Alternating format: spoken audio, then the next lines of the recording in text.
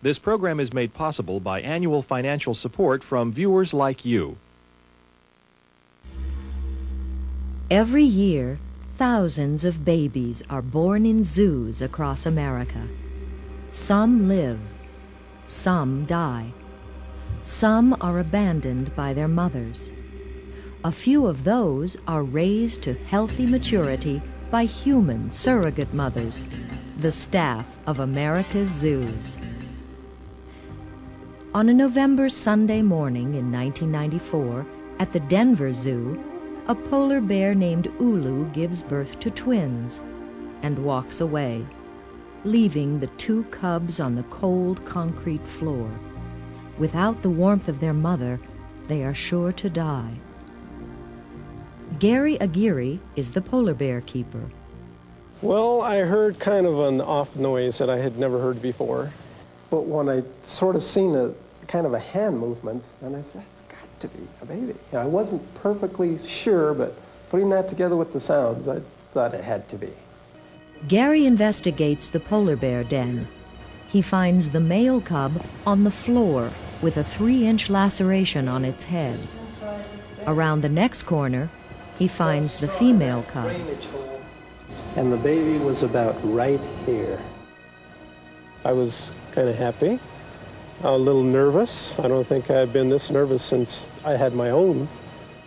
Denver Zoo senior veterinarian, Dr. David Kenny, is immediately contacted by radio. We were fortunate that the keeper was astute enough to see these guys as soon as he got to work. And the male cub had a laceration on the top of his head about 3 inches, so the decision was made to remove the cubs, bring them to the hospital, treat them, and hand raise them. Denny Rowling is on duty in the zoo's hospital nursery. Yeah, I remember the moment quite well because they came in with these polar bears. They were very small. I had never seen baby polar bears that small.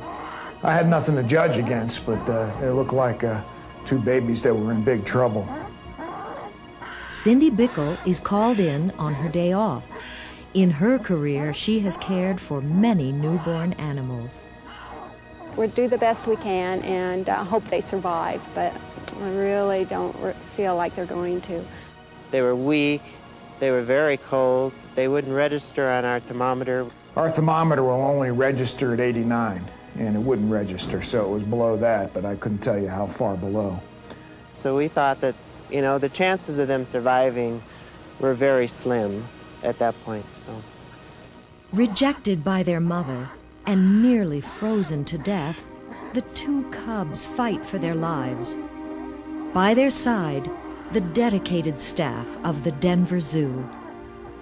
If these twins survive, they will grow to be two of the largest carnivorous land mammals on Earth.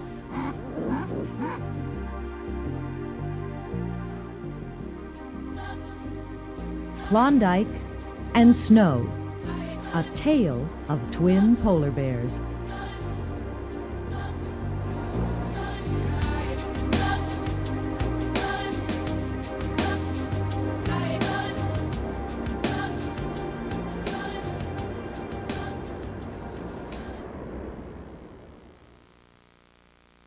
Polar bear cubs have not been successfully raised by hand in America for over a decade. No polar bears had been born at the Denver Zoo since 1977. No one on Dr. David Kenny's staff has ever raised baby polar bears, but they know what needs to be done. Less than 24 hours old, the twins, named Klondike and Snow, weigh just over 1 pound each. That's so cute. They were pretty chilled, and it took about 5 hours of intensive care to get their temperatures up to about 100. I just assumed it would be a loss, and by the end of the day, they'd be gone, so I guess I was pleasantly surprised to see how quickly they responded, and as they warmed up, they became much more active and started to cry and paddle around inside the incubator. When they're born in captivity, you don't usually get a good look at them until they're a couple of months of age, because they'll be on their mother and kind of camouflaged in all that hair. So it's It was a special experience even for us, and we've seen a lot of babies come up here in tough shape. Initially, the staff determines that they must tube feed both babies. He's not gaining as much weight as quickly as she is. He cries about 6 hours a day. We're wondering whether he's starting to teeth or not, but he's been a kind of a problem baby right from the start. The staff must try to duplicate a mother polar bear's milk. We're at a kind of a handicap with a polar bear because not many people know what a polar bear mother's milk is like in the way of nutritional content. Gathering scant information from the zoo library, they settle on a mixture of Espilac, a puppy milk replacer, half and half, and vitamin and mineral supplements. However, there is very little information available on the care of infant polar bears. They are blind, deaf, weak, uncoordinated, noisy, and demanding. And these two are demanding and need constant care. After hours when the zoo is closed, we take them home so that we can continue to feed them around the clock. Every evening, Klondike and Snow go home with one of their surrogate mothers, Denny, Cindy, or Dave. The cubs need to be fed every 2 hours. And unlike some of our other babies that you have to set alarms so that you can get up on time to feed them, they wake up and they scream, and there's no way to just ignore it and say, oh, they'll go back to sleep, because it just keeps getting louder and louder and louder, and you have to go in and pick them up and feed them and cuddle them. And They must be fed, stimulated with a wet cloth to relieve themselves, then tucked into bed in the incubator. And nights are difficult. I think that's when we have the most problems with them. It seems to be harder on them. It's a harder period for them. That seems to be the point where they're either going to survive or not. Is early mornings.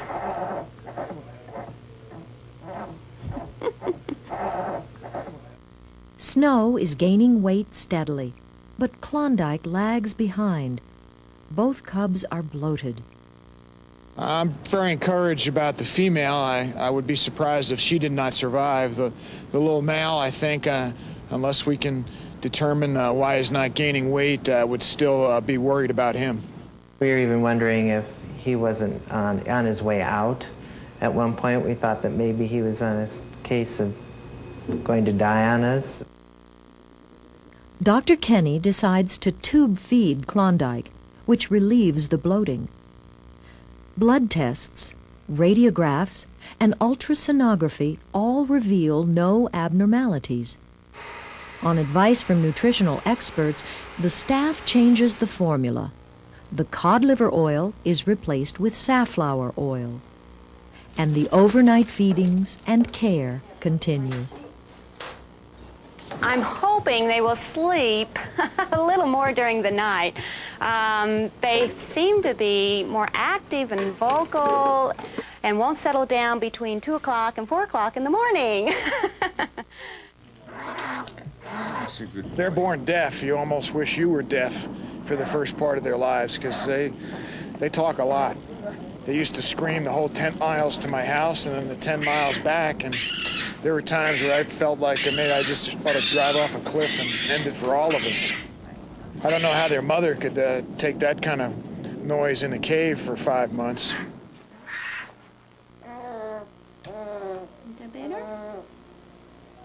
Now Snow begins to fail. She is lethargic and cries constantly.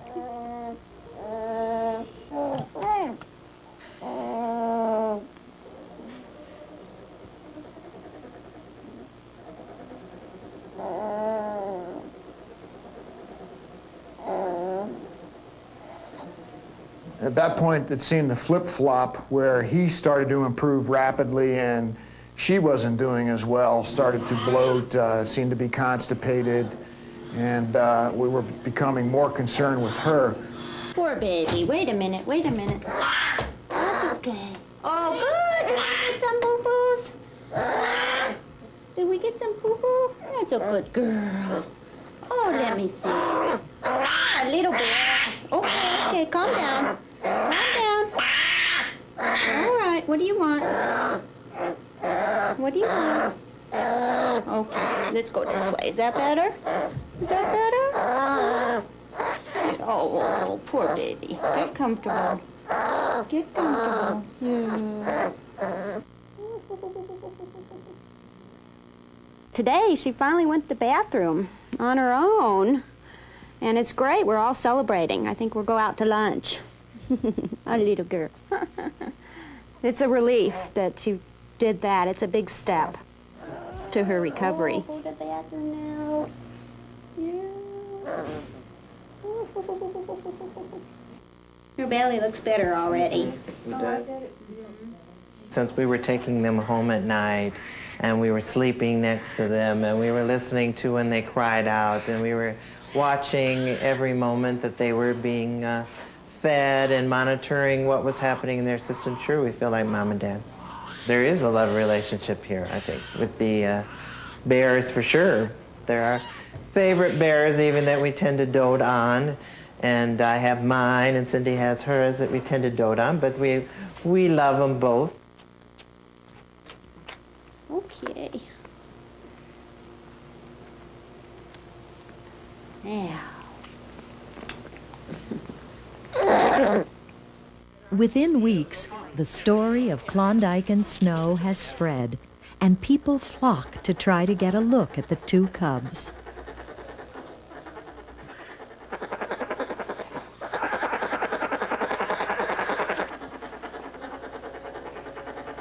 The more time you have to spend with them and worry about them, the more attached you become. And they get attached to me and Denny and Dave. They get upset.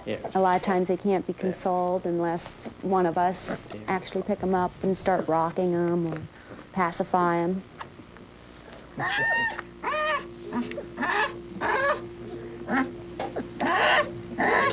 Sometimes there's just no pacifying them. It appears that both cubs will survive, but within days, Dr. Dave Kenny has another concern. I'm just hoping we're not getting a deformity. Yeah. I'm just worried that her humerus is bent. Dr. Kenny orders x-rays at the zoo hospital.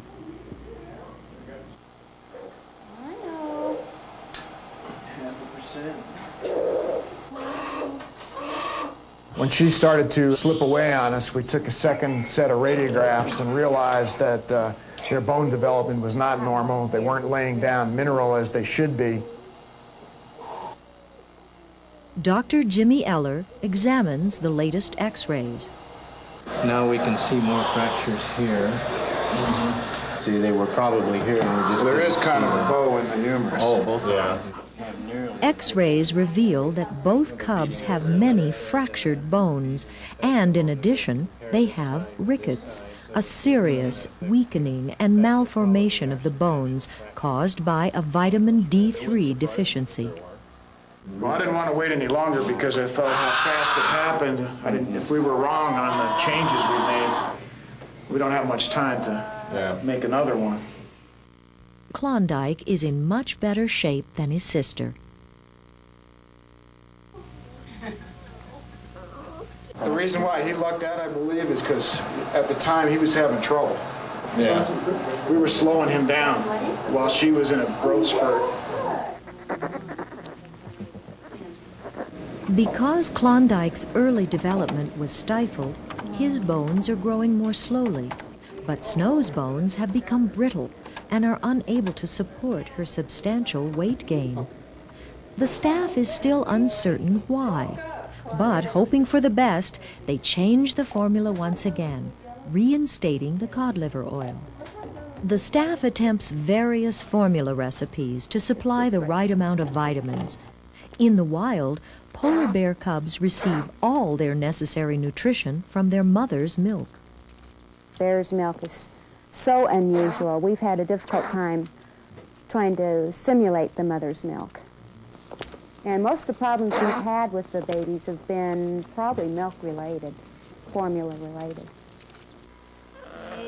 It's usually nice to be able to distance yourself emotionally from a patient so you can make your decisions on, you know, the pure clinical situation, but occasionally we're faced with the prospect of having to also raise them, hand raise them, so they become a part of your family, and makes it a little more difficult on you to make decisions. There's a polar bear. There's a nice one to get off. There's been a lot of interest from other people in what they do, what they look like, and how they act. Even we have researchers calling the hospital to ask us questions because they work around adult polar bears or polar bears that have already come out of the den. They are not aware of even sometimes what a baby polar bear looks like. Denny, Cindy, and Dave have become experts through trial and error. They've learned a lot about polar bear cubs in a short time. They're little fighters. I mean, they've gone a long way on just their own. News of the bear cubs travels fast. The hospital nursery quickly becomes the most popular zoo exhibit. And children send get-well cards. It's your card. Look at that. I think initially I was going to be surprised if they survived the first few hours when they came up. They were pretty cold and helpless looking, and I didn't think they were going to live out the day. So every day after that, they just continued to amaze me. 1 week later, the cubs are x-rayed again, and the fractures have already begun to heal. Reinstating the cod liver oil appears to be working. And within about less than 48 hours, I'd say we could see improvement in her.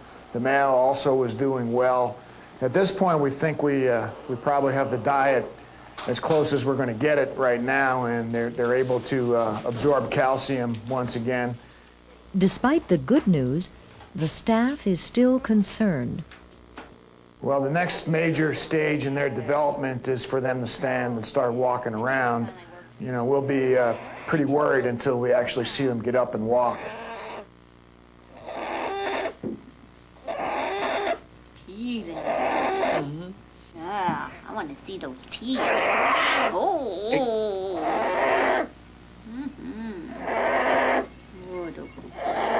Doesn't that feel good? They're 64 days old. Yeah, you like it, huh? He likes it.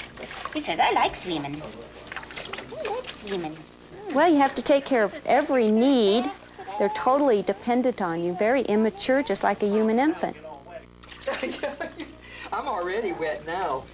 What a big boy.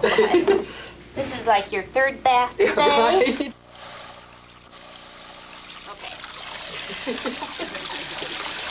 Get that bottom clean. That's what, you had it all over you. For the 3 surrogate mothers, the overnight care of the cubs continues.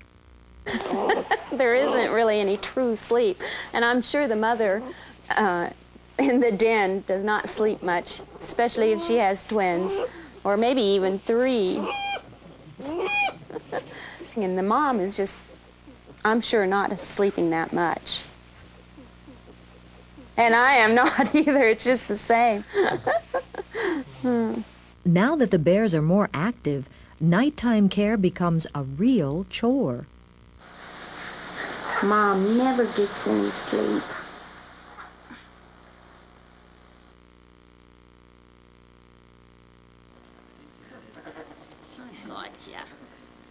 I gotcha. Get mad. Klondike and Snow are happy and seem to be healthy polar bear cubs. But will they be able to walk? Got me.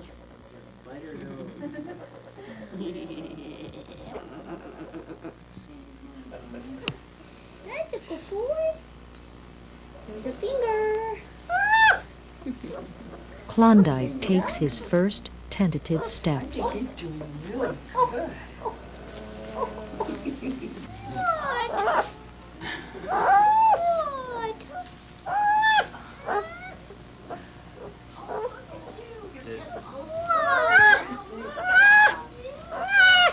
But the thing that's unknown and will be unknown for quite a few weeks is, has any damage been done that they can't correct at this point? The staff begins regular exercises with the cubs and calls in a children's physical therapist for advice. If she doesn't catch up, will she be able to crawl? Will she be able to walk?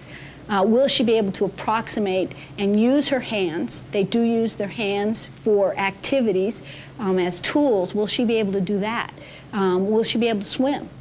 The question really is, will she be able to survive, even in a zoo environment, with other animals who are stronger? Oh, don't bite yourself. When I bring her up and I gently hold her head like this and work with her head, it makes all her muscles down here fire. Last week she had no muscles here, and now her muscles stop about here. She's so much better this week, but she's probably quite a bit behind Klondike. Head up, right there, right there. Tap, tap, tap.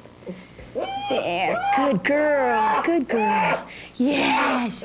You want a belly rub after that? That's okay. We'll give you a little belly rub, back rub, because that was hard work. The good news is that the therapy, combined with the new formula, is paying off. Yeah. Oh, she says that. Oh, come on, I'm so tired. There you go, yeah.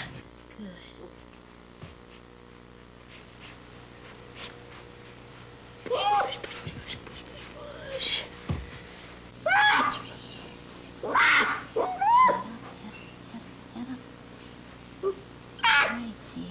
It's time for more x-rays.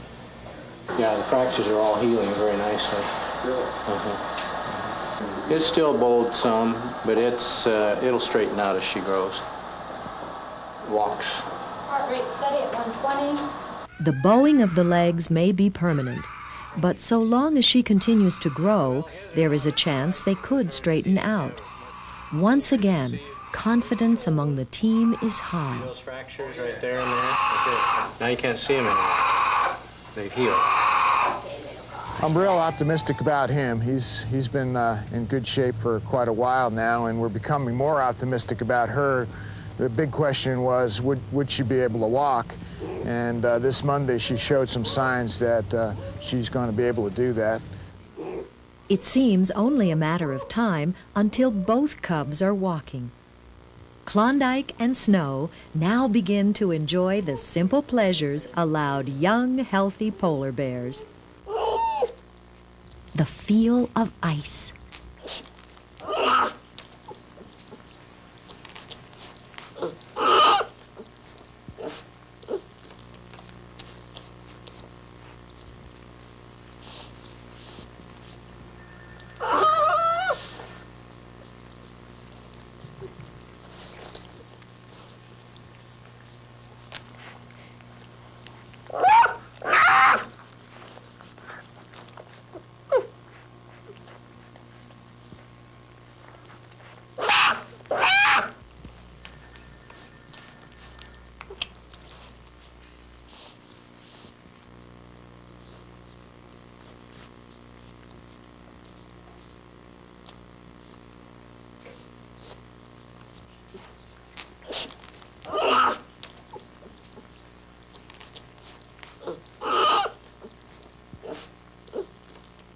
The taste of solid food, and the smells, sights, and sounds of the world beyond their nursery door. You don't have to crawl. Having her roll across the barrel, she pushes up every time her feet touch the ground, and we're hoping that'll help strengthen her leg muscles and make those fire. When she stopped, all of a sudden she'd stand up. But she won't walk that way because she can't move fast enough right now, so she gets frustrated and then scoots across to try to catch up to him.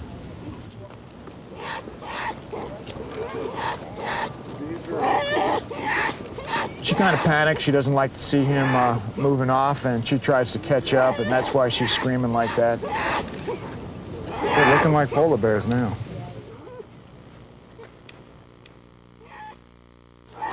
Experts consider polar bears cunning, fierce fighters, and untrustworthy in captivity. Polar bears, at any age, deserve respect. We're real careful around the two cubs. The people that, again, have raised them from the beginning, you have a sense for what you can do and what you can't, and when the bears are getting a little upset. And when they get upset, what they do is strike at whatever's the closest, usually living object to them, and they'll try to bite it or whack it with one of their feet. They don't hold a grudge. Within a few seconds, it's all over. Finally, Snow walks. We already considered it a success. She was running pretty well out there today.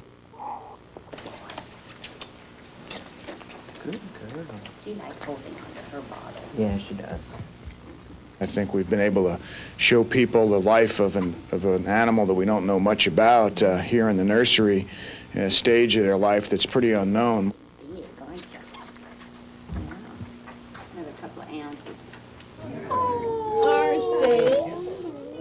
It's just a kind of a phenomenon, the way people are coming here in droves to take a look at them. I've even seen people watch them for 20 minutes while they're sleeping. Okay, folks, please keep the light moving. Everybody has to have a chance to see the bears. Everybody, please keep on moving. Keep the light moving, please.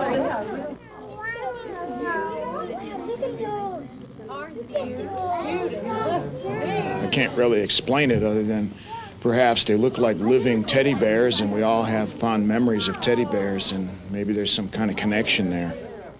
At 3 months old, polar bear cubs in the wild are making their first forays into the Arctic, and perhaps even to sea. It's time for these two to get wet. Come on, guys. Since Mom is not taking care of their swimming lessons, we had to take it over and wanted to feel confident that they could swim in a deep pool and we wouldn't lose them by drowning. Get your head out of there. You're going to drown. Submariner. I think they enjoy water anyway, and it's just getting them over the initial fear of they don't realize they can't breathe underwater at first, I think, and once they get past that, they should be all right. Get back, you bears. It's fun for them, fun for us. We don't really have a bigger pool at this point where we can actually, kind of force them to swim. Right now they can just walk on the bottom, but I think that's the first step for them to get used to swimming. How come you guys are all dry and I'm wet? How come? 3 months of age also means more enrichment devices in the nursery. The balls are kind of meant for them to push them around the floor to continue to increase their motor skills, their running, their walking. The same thing with swimming is even for people, that's a great exercise. As in the wild, it's time to expand Klondike and Snow's diet. Yeah, they've been on milk formula up to this point, and now we've started to introduce some filleted trout, which they really like. Omnivore diet, which looks kind of like a dog biscuit, which is the mainstay of most bear diets in captivity. They've also started drinking milk out of bowls. The staff realizes that these cubs are growing up fast. They're used to us, but when they'll grow out of that pretty quickly.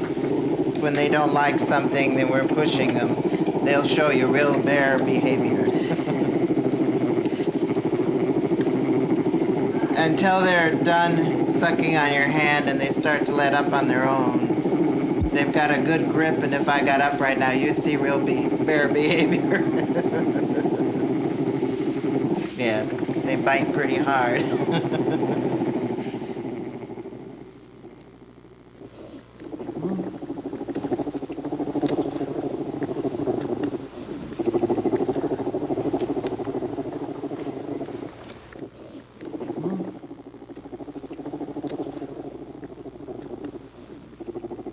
They're going to have less human contact each day, so it's going to be traumatic for them for a while, and it's also traumatic for us to have to pull away, but it's going to be safest and best for them to do that.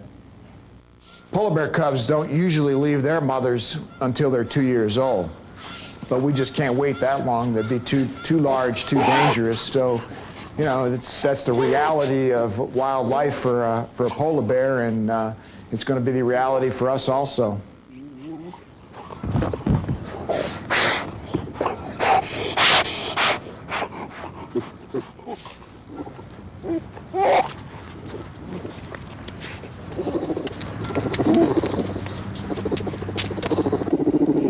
I think they make this sound when they're happy, when they've made contact with something they think is their parent. Kind of a comforting sound. They make this little bear face that the adults do, and it must be an innate thing, because I certainly didn't teach them, and they'll purse their lips up like this, and then they'll start huffing at you. And it was kind of funny to see them develop that on their own, because they didn't do that as little babies for the first 2 months or 3 months or so. They just love snow. They love to roll in it. They'll get on their backs and try to slide across the snow. If there's any kind of incline, they'll slide down it. Snow is one of their most favorite things. Bears are curious, intelligent animals. By now, Klondike and Snow know every inch of their nursery. They figured out how to unlatch the cabinets and had everything in the cabinets all over the floor. Broken glass, bottles opened. I mean, they had a great time.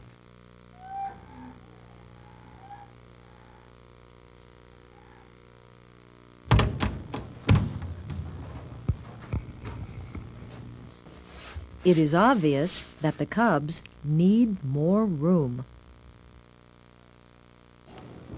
This kind of temporary exhibits we're going to put them in was formerly a home for our juvenile penguins.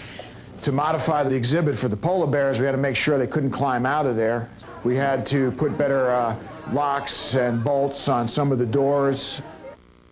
Before the cubs can share space at the adult polar bear exhibit, they must learn to swim very well. I'm not really sure how a free-ranging female polar bear teaches her cubs how to swim, whether she just throws them in the water and, you know, they kind of fend for themselves, and if they get in trouble, she'll pull them back out. I don't know that anybody's ever had the opportunity to witness. In the wild, polar bears really enjoy swimming, especially cubs. When mom is sometimes hunting seals, they'll be close by, splashing around in the water, sometimes interrupting her ability to catch a seal.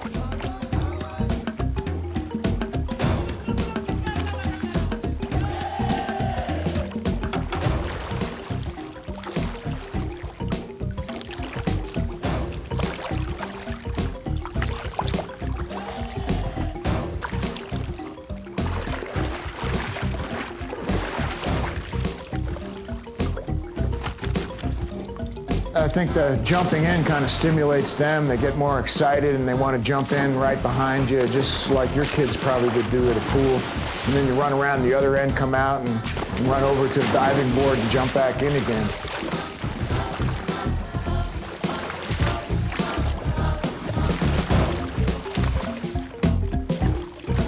And plus, it's fun swimming with polar bears. I mean, I have to admit that. I think I'm one of the few people in the world that has ever swam with a polar bear, let alone a cub, and it's probably one of the greatest thrills of my life to be paddling around with 2 cubs in tow. So I wouldn't give that part up for anything.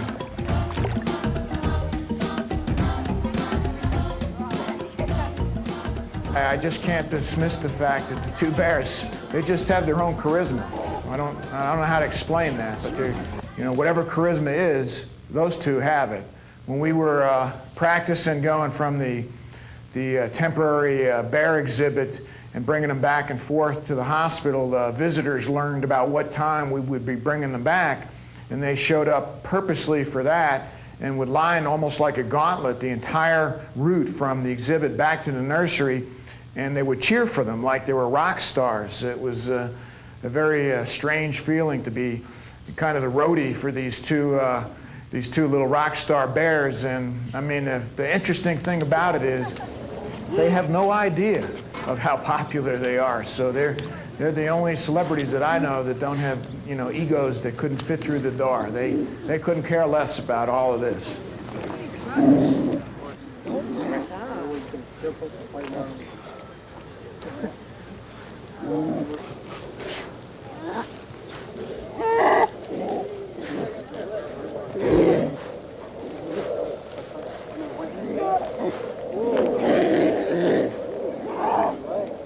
The zoo realizes the popularity of the two cubs and gladly provides what the fans are asking for.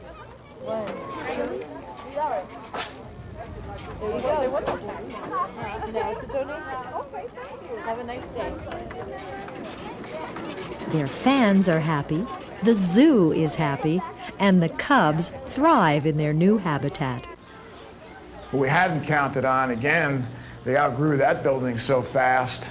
They were breaking the doors down. We weren't going to be able to hold them in there any longer. We had hoped to keep them maybe 6 or 8 weeks, and I think we only got 3 or 4 weeks before things were starting to deteriorate on us.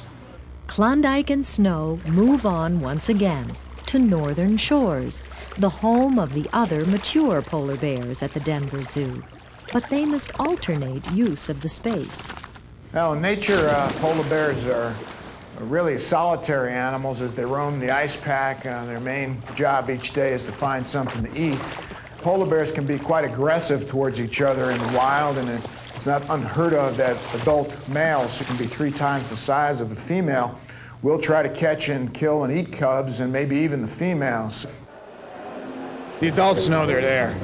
Last night, they just kind of stared down the other end of the hallway where the little guys were, because they knew there was somebody new down there. They could hear them and smell them.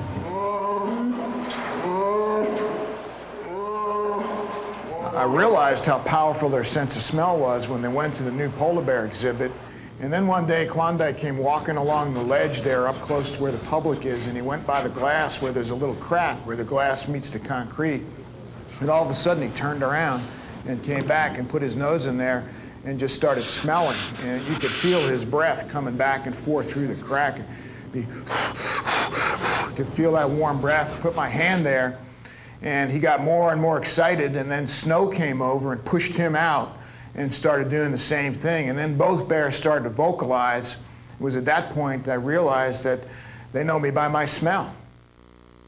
Well, bears are pretty intelligent creatures, so if you don't make their exhibit and their surroundings a little bit interesting, they can get bored like anybody else. And so what we're attempting to do is put things out there to stimulate activities and make them use their intelligence. One other thing that we do is we'll take some trout and we'll freeze them in buckets. And again, to demonstrate their intelligence, initially I'd put the trout in there and fill the bucket up with water and freeze it. Well, that meant the trout floated to the top. And the bears quickly learned that all they got to do is work on the top side and they'll get the trout out.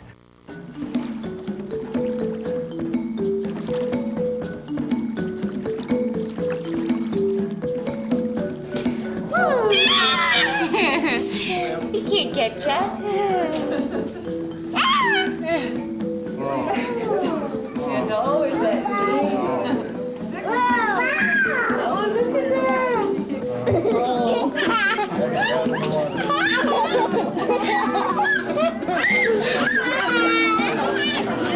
Oh, I got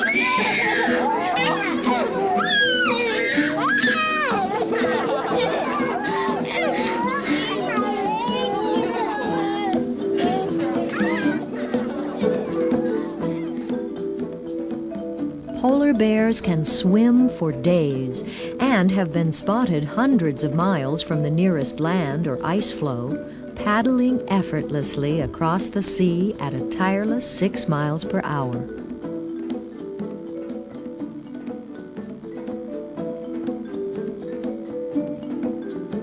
They can remain submerged for up to 2 minutes, cruise at depths of 10 to 15 feet, and have excellent eyesight underwater.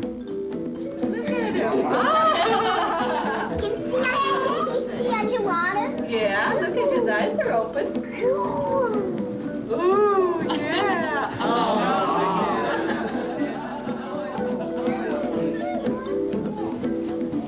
my God.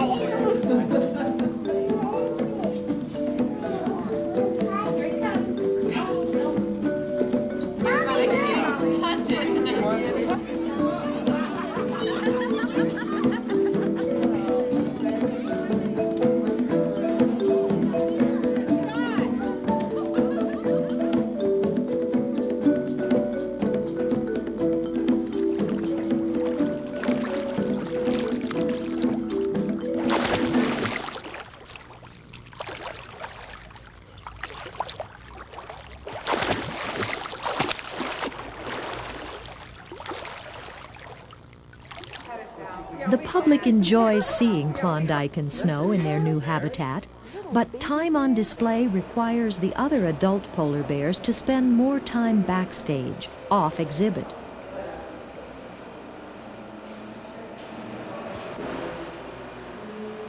Klondike and Snow may look large enough to take care of themselves, but it is dangerous for the cubs to share space with other, older bears.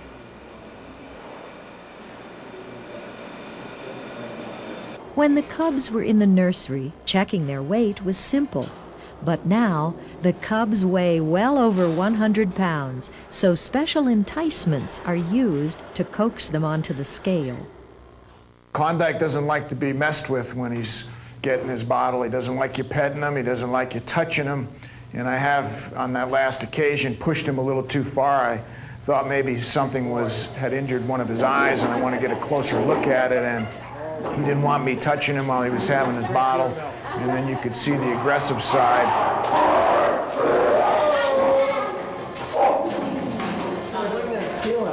Give him another one. They've been very good with us, but there is a point where you push them too far. And he's probably 170, 180 pounds right now, my size. And I just couldn't risk pushing him too far because there's some real danger there. I don't think there are enough people that could restrain one of those little bears at this point that he couldn't get away and do some damage. So we've passed the point where we can just manhandle them to get a blood sample or take an x-ray. Now they bear handle us if they don't want to do it. Despite their aggressive side, in times of stress, Klondike and Snow always have each other.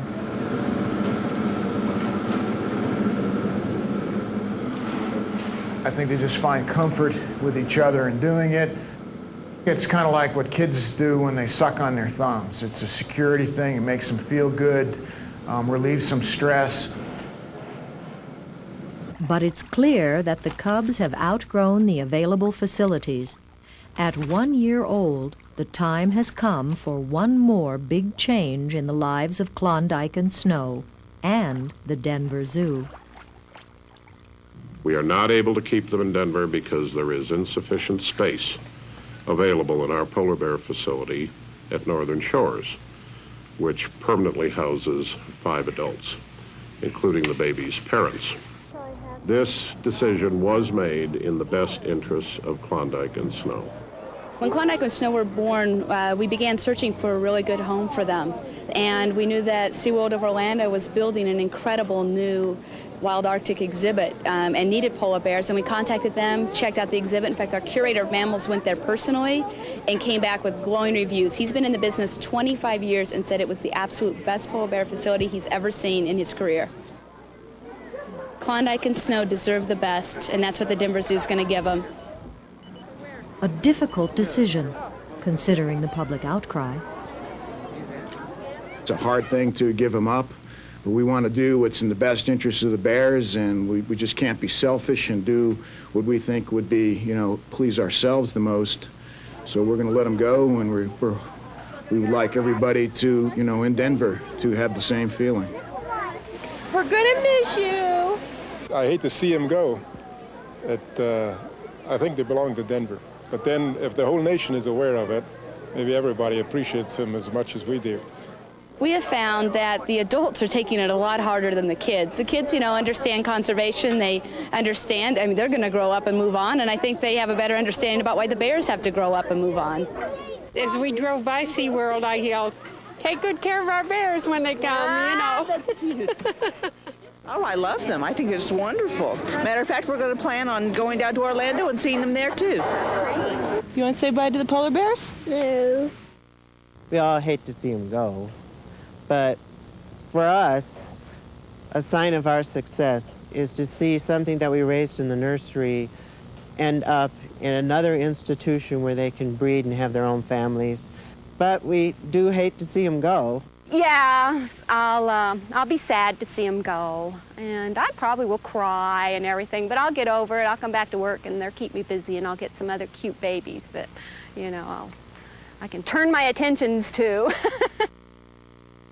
I'm sure we'll be doing you know, a little bit of crying, and you know, I'm not embarrassed about that. We love those two little cubs, and we want the best for them for the rest of their lives.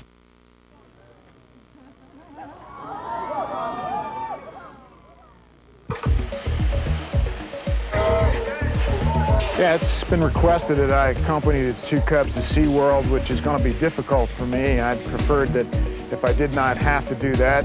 Since they are a marine mammal, it does require that a certain level of expertise accompany the animals. Well, I've never traveled with bears on a plane before, so this is a new experience for me also. I'm real pleased with how the move has gone so far. It couldn't have come off any better.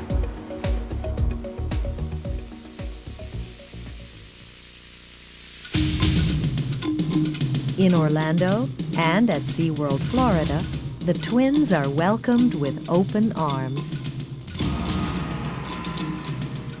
Klondike and Snow make themselves right at home. We actually have bear dens in the back that have rock work and other interesting things for the bears, even when they're off exhibit. It's air conditioned exactly like the exhibit.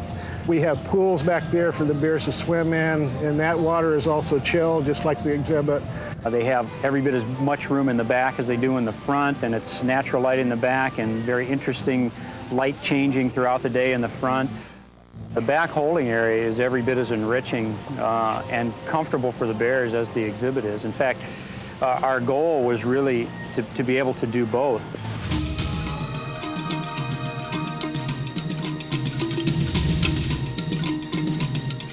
Greetings and welcome to Base Station Wild Arctic.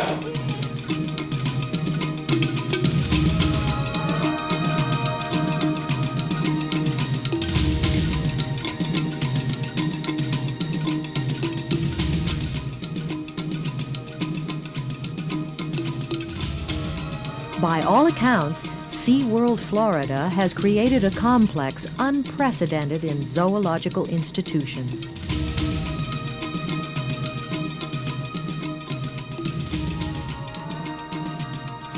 You're really coming to a small chunk of the Arctic, right out of the Arctic, as best as we're able to recreate it in Florida.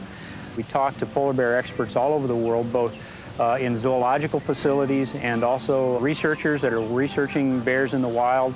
The exhibit itself is cold. It's below 70 degrees in there, so it's cold from Florida standards, and it's well within the temperature ranges for polar bears in the Arctic during summer months.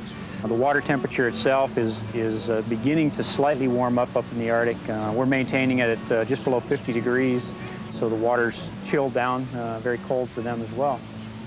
Now that Klondike and Snow have adapted to their den, they finally have the opportunity to explore SeaWorld's wild Arctic for themselves. Dr. Dave Kenny is on hand to see their reaction. Come here, Snowball. They're exploring everything. Since the other bears also use this exhibit, they're not used to smelling other bear smells. That's how they see the world, is through their noses, so they're going to smell everything.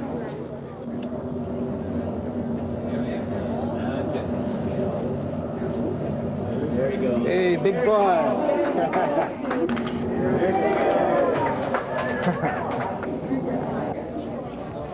She's after the fish. She's snapping at him. There's a lot of nervous fish here. He's getting close. He's getting close. Somebody's going to make a mistake in there sooner or later, and he'll get one. Hey, boy. It's my big boy. Here's my big boy. How you doing? I'm happy to see you, too. I'm happy to see you. Yeah. You want me to come closer to you? We want to see you catch a fish, Klondike. Huh? He's a big bear. That's a big bear.